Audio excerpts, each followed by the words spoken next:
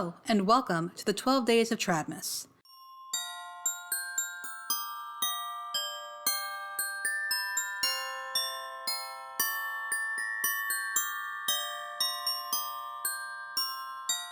If you're new around here, my name is Kit, and TradWives is a series I do in December where I talk about the harmful beliefs and ideas promoted by certain influencers, content creators, and so on. Basically, my normal content, but more of it and with a festive flair. And on the third day of TradWives, we're discussing the TradWife Hustle. Before we get into it, I would like to note that I don't know any of the people mentioned in this video, and these are my thoughts and opinions on the content they put out for public consumption. That being said, thank you for joining me, and I would like to give extra thanks to my patrons. In October, I posted a request for TradWives ideas, and the following was one of them. How the TradWife movement compares to the hustle culture they critique so much. They are hustling for money, views, status, and recognition, and they are as greedy as they make them, camouflaged by religion, a made-up cause, and all the nonsense they spill. It has not escaped my notice over the years that, for all the talk of the importance of the man being the breadwinner, the wife staying home to take care of the house and children, TradWives and their fellows do enjoy the hustle. Some hustle more than others, but they still hustle. Finding a TradWife who doesn't have a link in her bio is rare.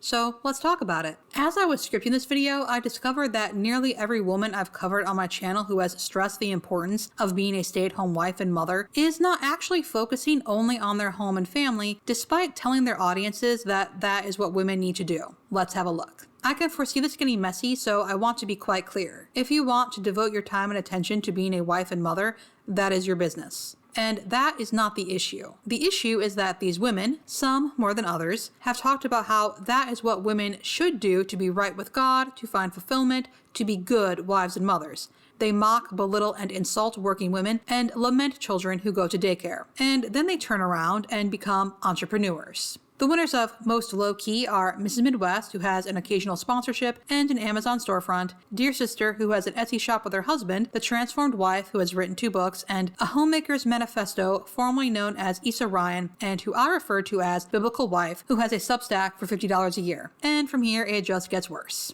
Girl defined, honestly, what haven't they tried to sell? At this point, their ministry feels more like a for-profit organization. Same for Brittany Dawn. She was sued and fined for a fitness scam, so she turned to being a Christian influencer, which of course means she has a podcast, a women's retreat, and an online clothing store. Feminine Not Feminist has a link for pretty much everything you can think of, but what sticks out to me is the Monat, whatever. And for anyone unfamiliar, Monat is a hair care MLM. And I'm going to hope she hasn't actually joined, though fellow biblical womanhood preacher Lexi James is a Monat distributor. Real Femme Sapien also has a ton of links, but she seems to have abandoned her YouTube channel for now and gone over to Substack, which you can join for $50 a year. Or you can book a 60-minute session to awaken your feminine power for $250. And the one that most strikes me, classically Abby. She's very vocal about the importance of stay-at-home mothers, and that's a big part of her channel. And yet she travels by plane to give speeches. You can also pay $70 a year to her Substack, which will allow you to pay an additional $75 for a personal coaching session. And because I know people will wonder, Abby will coach you on dating, leveling up, fashion styling, wardrobe help, makeup guidance, homemaking, navigating career choices, or anything else.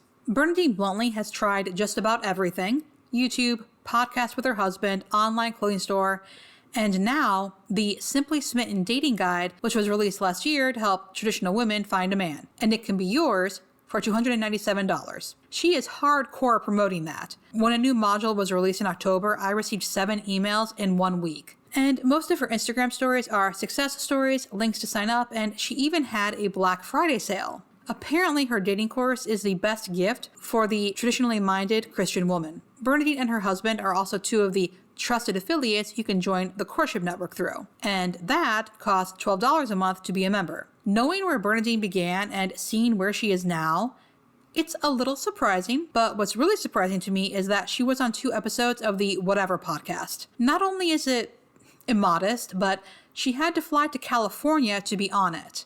And they do not pay. I assume she went for the exposure to see if she could get a woman on OnlyFans to become a TradWife, but leaving your family to fly across the country to promote your business, that sounds very career woman. But the winner of Who Has the Most Hustle, solely, 2 or 3 days after giving birth to her third child, Soli was on Instagram advertising how she was going live to talk about her birth story, exclusively for Homemakers Hub members. She is hustling. But I'm getting ahead of myself. Soli began Naptime Income either this year or last, and for $200 a month, you can learn how to use social media to be an aid to your family. She has some success stories on the page, and, well, I'm no social media expert, but most of these subscriber numbers don't seem like anything to write home about. And if you're going to write about success stories, why not highlight the one with 100,000 followers? Or at least the one with 60,000. And honestly, Natalie scored her first $500 client as a full-time college student. Per the current bio, Natalie is helping Christian women heal their hormones holistically and fix their periods permanently. What are her qualifications for this? If she has any, she doesn't see fit to mention them anywhere, and